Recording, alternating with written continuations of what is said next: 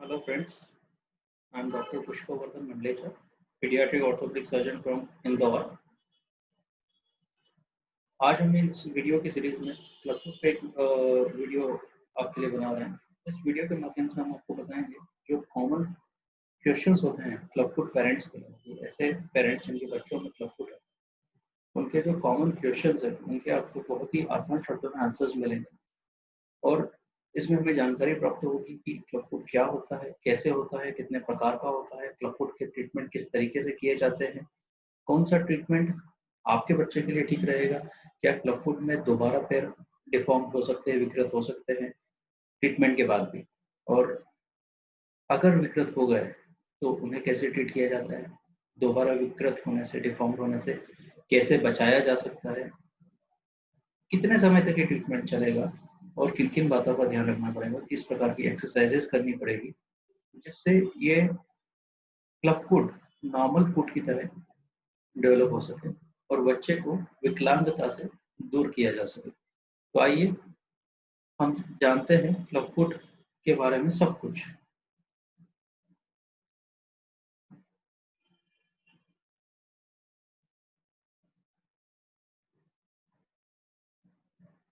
तो मैं इंदौर बेस्ड एक पीडियाट्रिक ऑर्थोपेडिक सर्जन हूँ और लिटिल बोन्स नाम से मैं अपना एक स्वयं का क्लिनिक चलाता हूँ। Little bones paediatric orthopaedic clinic Indore में है। क्लब फुट क्या है? क्लब फुट एक प्रकार की पैरों की विकृति है जिसमें पैर का आकार या पैर का शेप गोल्फ खेलने की क्लब स्टिक की तरह मैच करता है, जैसा कि इस फोटो में दिख रहा है। हालांकि यह फोटो एक बहुत ही विकृत पैर का है, इसमें किसी भी प्रकार का इलाज जन्म के बाद किया नहीं गया है, बच्चा ऐसे ही डिफॉर्म पैर से चल रहा है। बट क्लब फुट इसी तरीके से होता है जिसमें पैर नीचे की ओर, अंदर की ओर मुड़े रहते हैं। क्लब फुट पैरों की एक जन्मजात विकृति है और यह हर 1000 बच्चे जो जन्म ले रहे हैं उनमें से लगभग 8 बच्चों में मिलता ही है। इसका कारण ज्ञात हो सकता है, अज्ञात हो सकता है, यानी फैमिली हिस्ट्री मिल भी सकती है, फैमिली हिस्ट्री ना भी मिले, इडियोपैथिक वैरायटी भी हो सकता है, कई बार या कुछ और बीमारी के साथ एसोसिएटेड भी रहता है। इसमें मुख्य बिंदु यह है कि सही जानकारी के अभाव में काफी सारे बच्चों को क्लब फुट का ट्रीटमेंट नहीं मिल पाता है, सही इलाज नहीं मिल पाता है और वो विकलांगता की तरफ धकेल दिए जाते हैं, वो अपंग रह जाते हैं।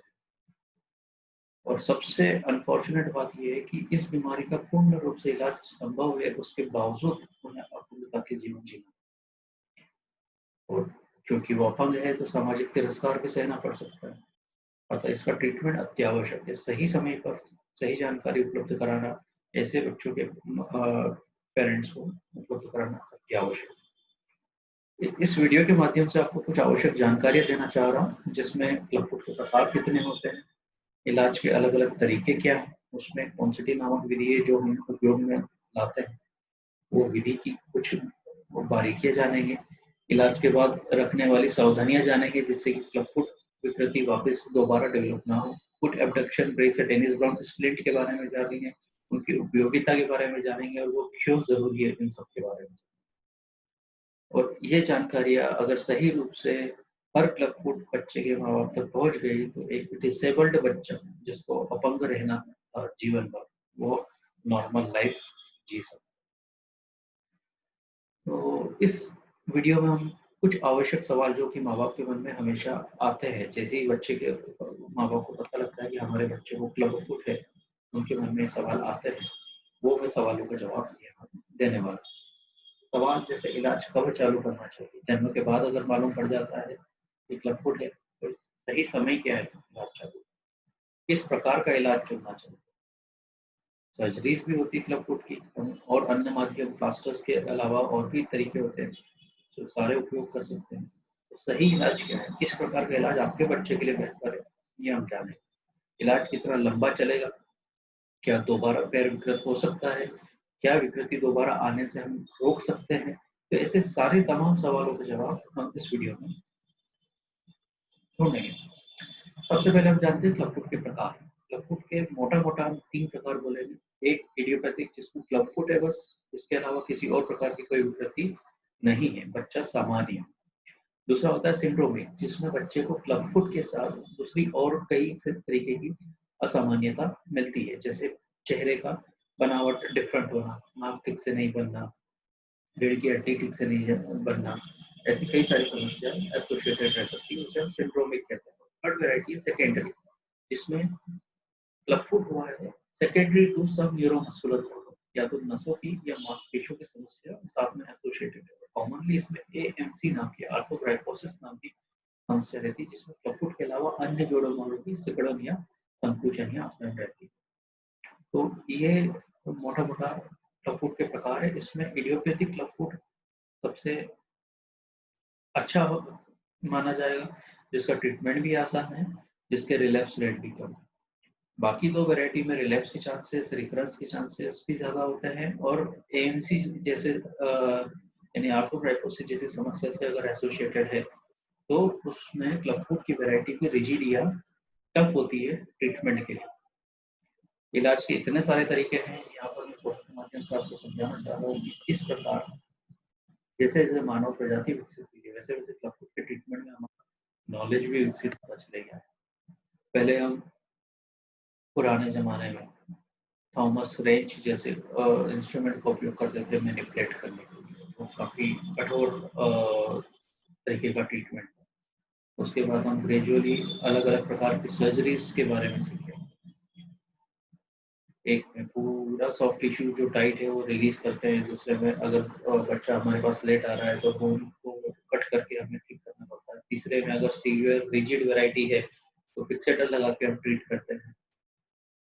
एक काइनेसियो टैपिंग फ्रेंच मेथड है, लेकिन पूरे विश्व में सबसे ज्यादा एक्सेप्टेड मेथड और सक्सेसफुल मेथड जो है वो है पॉन्सेटिव। इस फोटो में मैंने आपको दिखाया किस प्रकार हम पॉन्सेटिव मेथड से सीरियल कास्टिंग द्वारा पैर को डिफॉर्म्ड पैर से एक नॉर्मल पैर की तरफ लेकर आते हैं। तो हम क्योंकि पॉजिटिव मेथड को सबसे ज्यादा यूज करते हैं, उसके बारे में कुछ डिटेल्स और जानेंगे। इस तकनीक में विकृत पैरों को विभिन्न चरणों में ठीक किया जाता है। सामान्यतः 4 से 5 प्लास्टर्स लगाने होते हैं। प्लास्टर्स हफ्ते में एक बार बदलना होता है, और एक नियत सीक्वेंस को हम फॉलो करते हैं, और उस सीक्वेंस के अंत में टेंडन एक्किलिस नाम का जो टेंडन जो इन क्लब फुट के लगभग सारे बच्चों में 98% बच्चों में टाइट रहता है, उसे रिलीज करने की एक सामान्य शल्य क्रिया करनी रहती है, जो अंतिम चरण में की जाती है, और उसके बाद डिफॉर्मिटी पैरों की विकृति पूर्ण रूप से ठीक हो जाती है।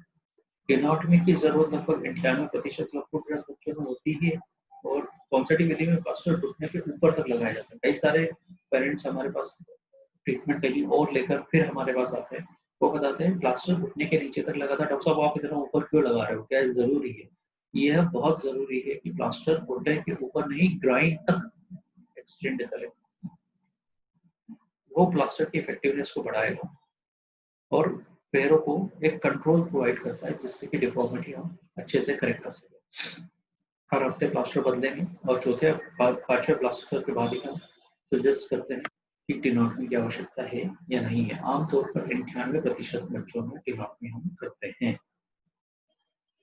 अब इलाज के बाद आपने इलाज करवा लिया, सावधानियां क्या रखनी होगी? सावधानियां भी बहुत जरूरी है। आप आपके डॉक्टर को जब पूरा ट्रीटमेंट हो जाता है इन सावधानियों के बारे में अवश्य पूछिए। आपके डॉक्टर आपको फुट इन्फेक्शन बेस या डेनिस की सलाह देंगे, उनकी हिदायतों को अक्षरशः पालन करें, पूरा ध्यानपूर्वक सुने और अक्षरशः पालन करें।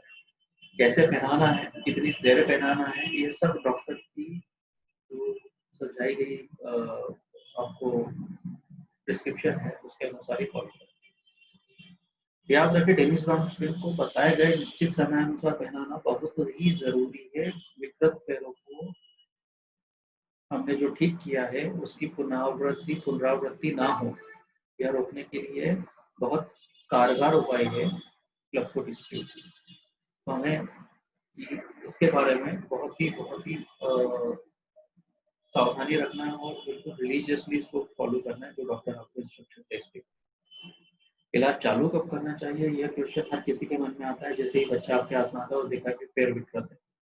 इसका एक वर्ड में आंसर ये है कि एज सून एज पॉसिबल, या that is as soon as possible का मतलब ये नहीं है कि बच्चा पैदा होते ही जैसे ही आपके हाथ में आया सीधा प्लास्टर लगा दें, नहीं। बच्चे को स्टेबल होने दीजिए, माँ बाप बच्चे से कहे कि एक कंफर्ट लेवल आ जाए, मदर और बच्चे के बीच की बॉन्डिंग एस्टेब्लिश हो जाए, अब ट्रीटमेंट स्टार्ट कर सकते हैं। अगर बच्चा एनआईसीयू में एडमिटेड है तो बच्चा एनआईसीयू में कंफर्टेबल हो जाए या एनआईसीयू से बाहर आ जाए, हम तब तक के लिए वेट कर सकते हैं। जल्दी से जल्दी का मतलब यह नहीं कि तुरंत, जितनी जल्दी संभव हो सके, जब माँ बाप और बच्चा दोनों ही कंफर्टेबल हो उस ट्रीटमेंट को एक्सेप्ट करें। सामान्यतः मैं जो बच्चे की अम्बिलिकल कॉर्ड होती है वो अम्बिलिकल कॉर्ड फिर जाने तक का वेट कर लेता हूँ। तब तक बच्चों को हैंडल करने की माँ बाप की एक आदत सी बन जाती है और वो एक्सेप्ट कर लेते हैं कि अब मुझे इसका ट्रीटमेंट करवाना।